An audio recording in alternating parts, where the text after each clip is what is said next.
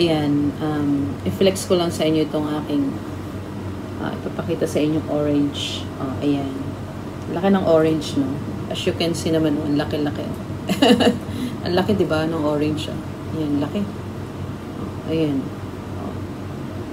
Ang laki. As in, ang laki niya. Orange.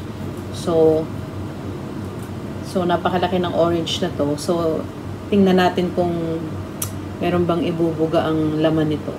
Or, I mean, ito ba ay juicy or hindi. So, yan. So, saksi kayong lahat kung ano ang makikita natin dito sa orange na to. Kung siya ba ay juicy or non-juicy. Ayan. Ayan. So, hatiin na natin ito ngayon. Huwag na natin patagalin kasi hahatiin lang naman natin ito. Ayan. So, bali itong orange na to is, I think 1 month nang naka-stack dito sa room. Dumating ako dito, nandito na itong orange na to. Hindi kinakain ni Mimi. So, na-stack lang siya dito sa room.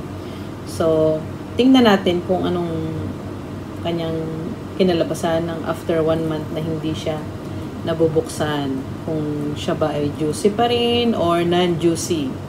So, nabubuksan na natin ito, guys. So, ito. Meron akong knife dito. Bubuksan na natin dito. Huwag na tayong magkaroon ng chopping board kasi wala naman. No need nang i-chop to. So, pakita ko sa inyo. Paano bang hiwain natin dito? Pag ganito or pag ganito. So, hiwain na lang natin ng pag ganito. Pag ganyan na lang. Yan. Pakita ko sa inyo. Yan, diba? No need ng sangkalan kasi syempre dahan-dahan ang paghiwa ninyo. Uy, na ano na siya, Kita ko natuloy yung sabaw. Sabihin, juicy siya. So, ayan. Let's check kung juicy ba talaga siya. Pakita ko sa inyo. Sa palagay ninyo, juicy or non-juicy? Sige nga. Comment nga kayo kung juicy or non-juicy. Kung katulad ko ba itong juicy or non-juicy. So, ayan. Ipapakita ko na sa inyo. Charan! Charan! So, ito yung itsura ng orange after 1 month na hindi na-open. So, medyo nag-aamoy ano na siya. Nalapit na siyang mabulok. Kasi nag-start na siya, Ito, Ito yung gitna, Ayan, Nabubulok na siya. Pero,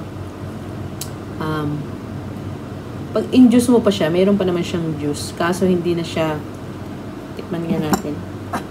Tikman natin kung anong lasa nito, kung masarap pa ba siya o hindi na.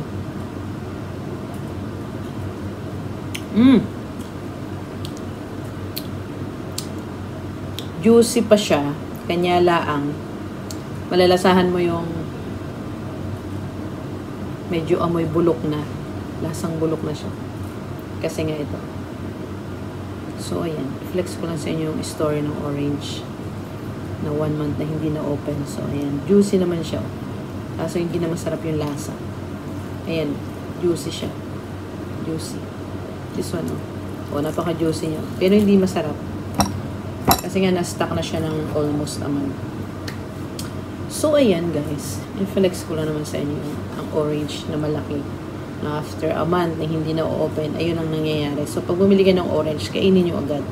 Huwag nyo nang i-stack kasi sayang. So, ayan. Bye. Flex ko lang sa inyo mahiwagang orange. Bye-bye. Bye-bye.